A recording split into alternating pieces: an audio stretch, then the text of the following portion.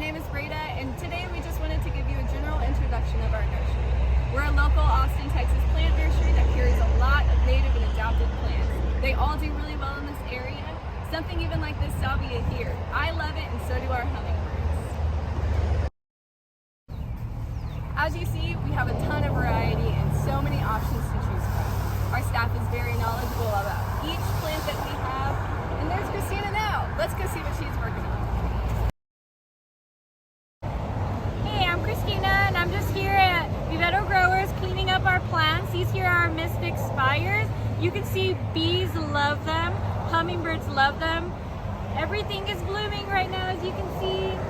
We've got Jerusalem sage, roses, everything that you're gonna need to bring all those pollinators to your yard.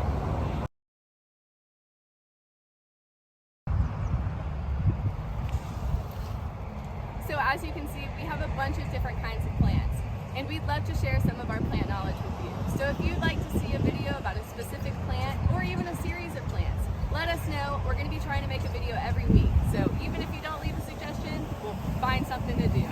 Thanks for watching. Make sure you like and subscribe,